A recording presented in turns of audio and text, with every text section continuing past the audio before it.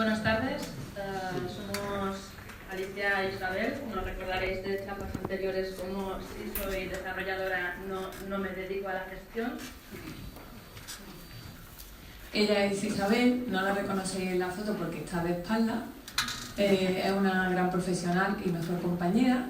Su experiencia profesional es principalmente en Java y Python, aunque últimamente está dando sus pinitos en el mundo de DevOps, el lado oscuro y fuerte en ella.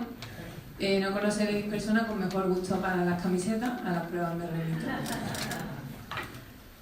Ella es Alicia, es una mejor compañera y una gran profesional. Siempre se ha movido en el mundo de Java, en diferentes roles de arquitectura y desarrollo.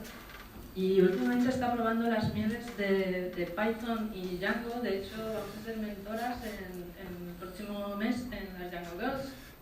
Y bueno, entre sus aficiones destacar que le encanta viajar. Si no la veis aquí es que está de viaje. Y vale, ahora tendréis un montón de preguntas y hemos habilitado para vosotros un espacio en Google Presentations. La web está presente durante toda la presentación para que todas las preguntas que surjan, yo creo que las vamos a solventar todas a lo largo de la charla, pues las vayáis viendo ahí. Y ya sin dilación, momento de disclaimer. Bien, la solución de surgió. El uso de la solución de Kafka surgió en la empresa a lo largo de uno de los proyectos más críticos que hemos afrontado este año pasado. Nosotras no participamos todo lo que hubiésemos querido en él y sin embargo sí que nos llamó muchísimo la atención. Entonces en las Tech Talks que ya hemos mencionado antes, ofrecimos nuestra charla con lo que hemos recolectado de experiencias en la empresa, de nuestros compañeros, etc. Y ahora ya sí, sin más dilación, ¿qué es Kafka? Pero antes, ¿qué no es Kafka?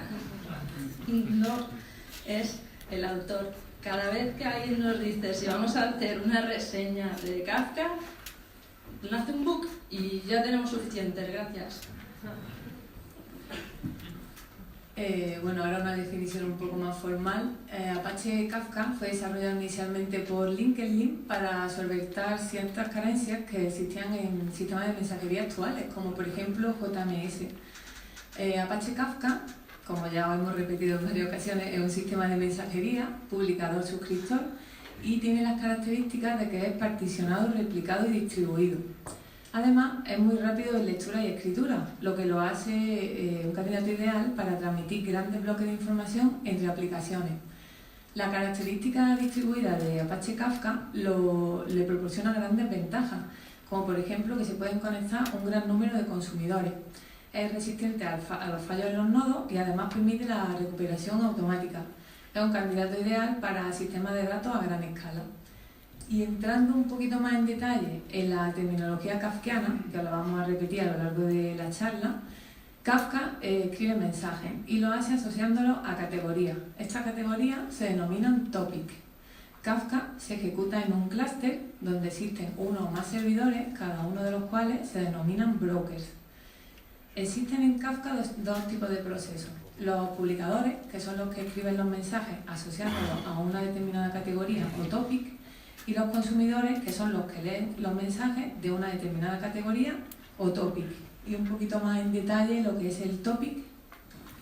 Un topic es multisuscriptor, eso quiere decir que se le pueden suscribir un consumidor, varios, incluso ninguno. El Kafka lo que hace para el balanceo de carga es dividir los topics en particiones. En nuestro caso, los que tenemos en la casa los tenemos particionados en 10. Eso lo hace para ayudar al balanceo de carga, como decía, y también para que estas particiones se replican a lo largo de estos bloques. No vamos a entrar en detalle del particionado porque no nos da el tiempo y tampoco queremos que huyáis desfavoridos. Peculiaridades de los topics. Las particiones están ordenadas y constantemente van recibiendo secuencias de mensajes que se van escribiendo ordenadamente. Cada mensaje tiene un identificador único. Ese identificador consta del ID del topic, el ID de la partición y el offset, que ya os contaremos qué es. Bien, es importante que veáis qué aspecto tiene los mensajes que nosotros generamos, que Kafka recibe. Constan básicamente de una clave, de un valor y de una marca de tiempo. Vale, esa clave es fundamental porque lo que hace Kafka es aplicarle un hash y con eso lo que vamos a conseguir es que los mensajes con ese identificador se escriban siempre en la misma partición. ¿Por qué es importante eso? Pues por ejemplo, tenemos una tabla de estudiantes y registramos un estudiante, le hacemos modificaciones y cuando ya por fin aprueba cum laude, eliminamos su registro, no sabemos nada. Todos esos eventos, todos esos cambios en el estudiante se van a escribir siempre en la misma partición. ¿Esto que nos asegura? Nos asegura que el orden en el que se genera el mensaje, en el que se escribe y en el que se consume siempre es el mismo. Jamás vamos a tener el mensaje de se ha eliminado el estudiante antes de que se haya editado. Esto era fundamental y fue una de las cosas por las que se decantó por el uso de esta solución. Y bueno, ahora vamos a hablar un poco de los consumidores y los publicadores. Como hemos comentado, los publicadores escriben los mensajes en un determinado topic y los consumidores leen los mensajes. ¿Y cómo saben por qué mensaje tienen que continuar la lectura? Pues lo saben mediante el uso de punteros, que a partir de ahora conoceremos como offset. Por ejemplo, aquí tenemos dos consumidores, el A que está leyendo en la posición 6 y el consumidor B que está leyendo en la posición 12 u offset 12. Lo más normal es que lean de forma secuencial de los mensajes más antiguos hacia los nuevos, pero los consumidores, los punteros, son configurables y puedes configurarlo para que lean hacia adelante o hacia atrás. Esto dota de una gran versatilidad a los consumidores de Apache Kafka. Por ejemplo, tú puedes querer resetear el offset y que lea 2 días hacia atrás de mensajes que ya han sido publicados. Entonces, los consumidores son los encargados de mantener y actualizar el estado de los offsets. ¿Pero quién los guarda? Pues lo hace Apache Zookeeper. Kafka necesita de Apache Zookeeper para funcionar. Apache Zookeeper no es más que un servicio centralizado que lo que hace es mantener la coordinación, configuración y permitir la sincronización entre equipos distribuidos. Digamos que es útil cuando quieres mantener todas las características de servicios distribuidos en lugar de realizar la implementación de las mismas cada vez. Os podéis quedar con la idea de que es una herramienta que sirve para implementar todas las características una única vez en sistemas distribuidos. Además sirve para almacenar el estado de los brokers. Sirve para coordinar los brokers de Apache Kafka entre los y los consumidores. Como hemos comentado anteriormente, será el encargado de guardar el estado de los offsets de los punteros de los consumidores. Esto es útil porque si se cae un consumidor, cuando vuelva a levantarse, Apache Zookeeper, como tiene guardado el último offset del mensaje leído, se lo pasará y continuará la lectura por donde iba. Se le pueden dar otro uso a Apache Zookeeper, como es conocer la caída y levantamiento de los nodos, por ejemplo. Pero quedaros con la idea de que es un servicio de coordinación para sistemas distribuidos. Y ahora ya, después de poneros la cabeza como un bombo, pues un ejemplillo de cómo funcionan un poco los topics y los consumidores. Bien, nosotros en Hotelbed solo tenemos una cafetería y la verdad es que siempre la usamos de ejemplo, así que será nuestro productor de topics. Imaginaos que tuviésemos menús y que tuviésemos esos menús tan variados.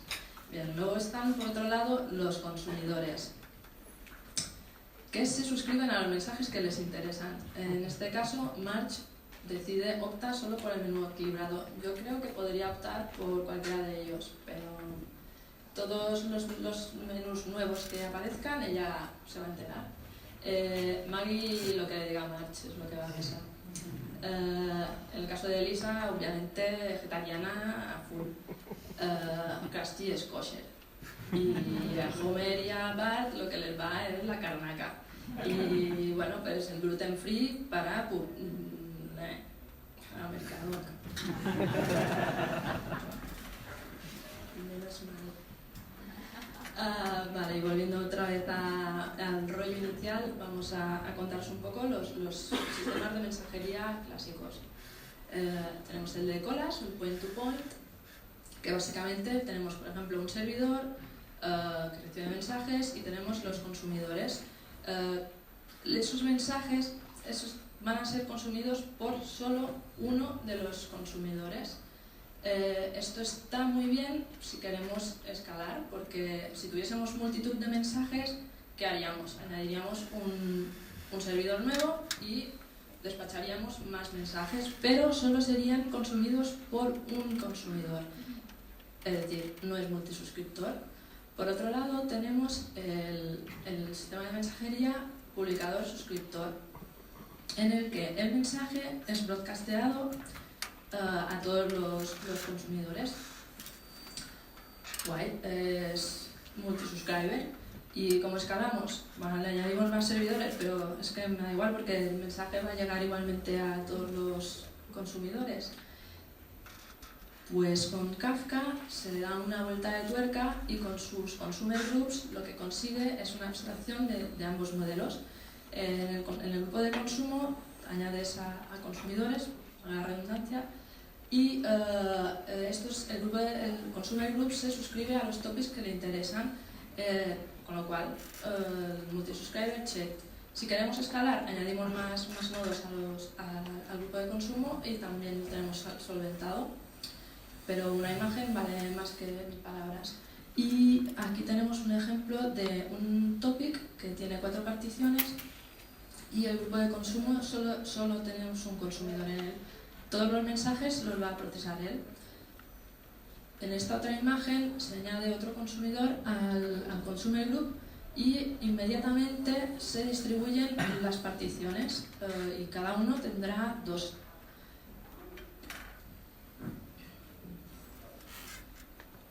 En este otro ejemplo tenemos un grupo de consumidores que tiene 4 consumidores y como nuestro topic tiene 4 particiones, cada consumidor leerá de una partición. ¿Y qué pasa si añadimos otro consumidor a este grupo de consumidores? Es decir, existen más consumidores que particiones tiene el topic. Pues que alguno de nuestros consumidores permanecerá inactivo, no leerá de ninguna partición. Este sería un ejemplo un poco más cercano a la realidad en que tenemos varios grupos de consumo, uno suscritos al mismo topic, en el que se ven los modelos anteriores. Hay uno que tiene 4 consumidores, es decir, se encarga cada uno de una partición, y en el otro tenemos 2 que gestionan 2 particiones cada uno.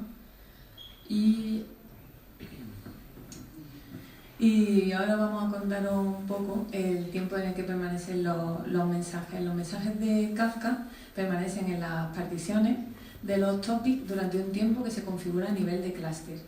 Mientras más tiempo pasa, el tamaño de las particiones crece, pero esto no afecta al rendimiento de Kafka, que se mantiene constante y estable. Cuando el tiempo termina, los mensajes que no han sido consumidos se eliminan y se pierden. ¿Qué pasa si tienes tu clúster, por ejemplo, configurado a que los mensajes permanezcan en él un día y un grupo de consumidores cae más de un día? Cuando vuelvan a levantarse, esos mensajes que no han sido procesados serán perdidos. Si, por ejemplo, tu grupo de consumidores cayese durante 1 hora, al levantarse volverían a leer desde el último mensaje procesado, su keeper sería el que le diría por el offset que continuaría la lectura.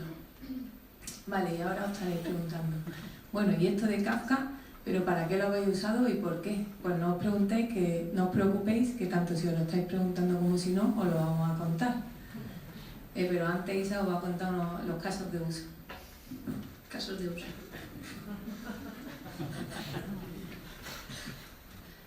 Vale, Kafka se puede usar para el traqueo de la actividad web. Tú puedes generar los topics que te interesen y puedes extraer información del uso que se está dando a tu web, los clics del usuario, por qué zona se está pasando.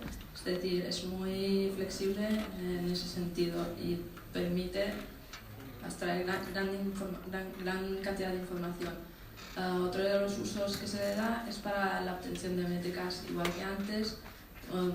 Permite recibir gran volumen de datos y lo puedes clasificar en diferentes topics y distribuir a diferentes sistemas que estén suscritos a esos topics. Lo mismo sucede con el caso de los logs. En nuestro caso en Threads tenemos muchos sistemas, muchos logs, cada uno tiene sus peculiaridades. Kafka es ideal para concentrar todos esos logs y que se suscriban diferentes servicios que van a darle un tratamiento u otro. ¿Para qué lo hemos estado usando nosotros? Nosotros lo hemos usado como sistema de mensajería, básicamente por las razones que enumeraba Alicia al inicio, porque es muy resistente a fallos, porque es súper rápido en lecturas y escrituras, maneja gran volumen de datos y replica muy bien, escala muy bien, es decir, es muy guay. Y, por ejemplo, malditos, no era un chiste.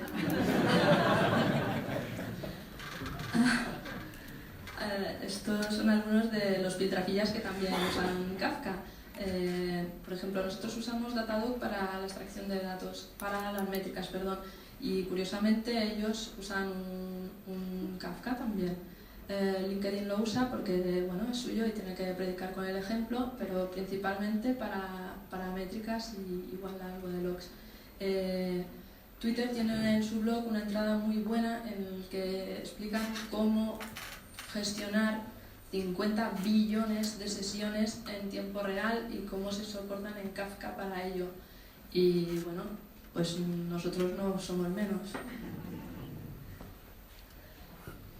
Bien, termino la teoría y llegamos a la práctica, pero permitidme que os explique un poquito cuál era nuestro problema y por qué Kafka ha sido muy útil. Bien, tenemos a nuestro monolito, que por muy majo que sea, es un monolito que no deja de que al fin y al cabo es un servicio que tiene toda la lógica de la empresa. Entonces nosotros teníamos la necesidad de dividirlo en microservicios y surgieron unos pocos microservicios. Pero bueno, ahí no termina la cosa, porque algunos microservicios se quedaron on-premise y otros se fueron a la nube. Y alguno de vosotros a lo mejor se pregunta, ¿y qué es on-premise? Pues no es más que tener en casa los sistemas instalados, es tener la propia empresa, el software o los servidores que proporcionan un determinado servicio. ¿Y qué es la nube? Pues es lo mismo, pero no lo veis. En este caso, nosotros usamos Amazon porque se adapta bastante a nuestras necesidades, nos permite escalar y aprovisionar rápidamente y, bueno, en fin, eso en otra charla. Vale, y ahora nos surge un problema porque tenemos algunos de nuestros servicios on-premise y otros los tenemos on-cloud. Y necesitamos comunicar datos entre ellos en tiempos muy cortos. Para que hagáis una idea, teníamos una limitación de no superar los 200 milisegundos entre uno y otro. Entonces, ¿cuál fue nuestra solución? Que me gusta. Kafka. Bueno, ahora un poco más serio. Hablando de rasgos nuestra arquitectura, como hemos comentado, teníamos algunos servicios on-premise que se respaldan en una base de datos de Oracle. Y teníamos algunos servicios en la nube, unos que tienen la lógica de la aplicación y otros que tienen la caché, porque queríamos dar tiempo de respuesta muy corto. Cuando vamos a los datos de la caché, estamos respondiendo del orden de 17 milisegundos. Y aquí arriba teníamos una limitación de 50 milisegundos. Y luego, la caché se respalda en una base de datos de PostgreSQL. Cuando el servicio que tiene la lógica recibe una petición, él la analizará y decidirá si va a recuperar los datos para devolver la respuesta al servicio de on-premise o lo puede procesar con los datos de caché. ¿Y cómo hacemos esto? Un poco más en detalle. Pues aquí vamos a entrar un poco más en detalle. No sé si es un zoom in o es un zoom out, es un zoom al problema.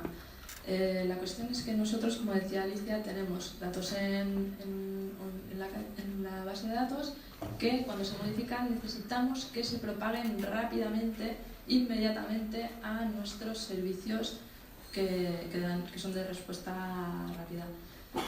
¿Cómo hacemos esto? se creó un servicio un productor de mensajes que lo que hace, a grandes rasgos, si queréis luego os explico en realidad qué está haciendo, diremos que está escuchando cualquier evento que se produce en la base de datos.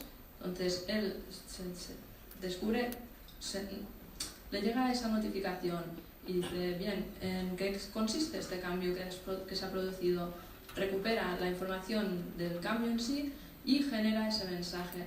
Como veis, estamos trasladando todo el rato el mismo ID para poder tracear si se ha producido algún error, si se ha perdido algún mensaje. No nos pasa nunca, pero bueno, por si acaso.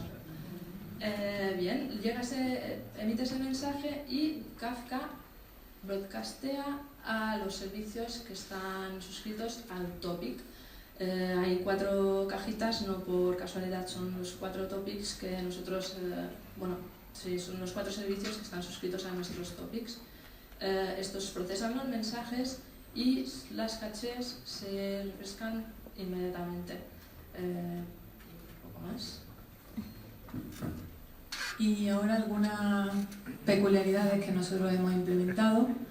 Tenemos un bloqueo de caché y cuando lo hacemos, cuando tenemos una recarga de datos en caché, esta se mantiene bloqueada y no permitimos que ningún mensaje de Kafka se procese. Entonces, ¿qué hace este mensaje? Pues intenta procesarse cada 15 segundos y lo hace durante 80 intentos. Cuando pasa este tiempo, si el mensaje no se procesa, pues se va a una caché de errores que hemos configurado y permanecen ahí los mensajes que no han sido procesados o que contienen errores para poder revisarlos y ver qué ha pasado con ellos. Están ahí durante 5 días. Y antes os hemos contado el uso de Kafka en mensajería y ahora os lo vamos a contar en una plataforma de log, que está por ahí Carlos Vega, que es nuestro compañero que realmente se ha peleado con ella. Nosotros tenemos Filebit instalados en cada servidor y ellos son los encargados de recopilar los logs. Los pasan a Logstash, que se encarga de parsear y transformar la información de los logs con un fichero de configuración que tiene, y luego se lo pasa a Elasticsearch, que no es más que un servicio de consulta que tiene Lucene, y se apoya en un plugin Kibana para poder visualizar estos logs. Pero no solo queríamos consultar los logs nosotros para uso interno, queríamos hacer más cosas con ellos. Y entonces añadimos Kafka a la ecuación. Ahora tenemos, por ejemplo, como han contado antes los compañeros Ángel y Luis, tenemos un consumidor que es el S3 para almacenar los de acceso frecuente, el que permanecen ahí durante un mes. Seguimos teniendo Logstash para permitirnos consultar los logs, que permanecen ahí unos 5 días.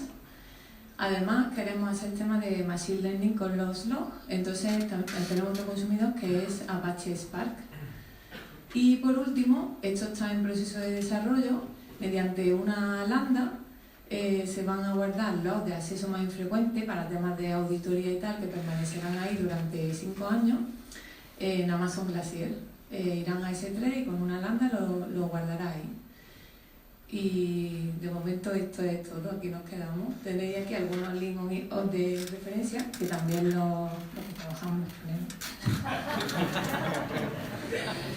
y bueno, no podía faltar, le estamos contratando, si alguien quiere venirse con nosotros, pues un email, por ahí también tenemos a los compañeros de recursos humanos y nada más. Revisamos las preguntas, ¿vale? A ver si habéis sido mentes curiosas. ¿Cuántos nodos brokers tenéis activos en los topics con más carga? ¿Con qué factor de replicación? Buena pregunta, para otro momento. Mira, ¿qué factores se han tenido en cuenta para ir a la nube, a Amazon o a on-premise? Bueno, nosotros teníamos la base de datos en on-premise, entonces teníamos que dejar ahí algunos servicios. Pero luego, como on-premise no escala bien, pues decidimos llevar algunos de ellos a la nube. Sí, básicamente, tener en la nube toda nuestra base de datos igual era un poco impracticable y tenemos unos servicios que están accediendo directamente a ella, que son los que en ocasiones, cuando no tenemos los datos frescos, son los que se consultan. Tenemos unas cachés que se soportan en Postgres cada una. esas cachés son las que con Kafka están constantemente con datos al día, y si se levanta algún servicio, o sea, si se cae alguno de los servicios respaldado o sea, algún servicio de caché, inmediatamente se recarga tirando de subfuentes. Con lo cual, básicamente... Y listo, ¿no?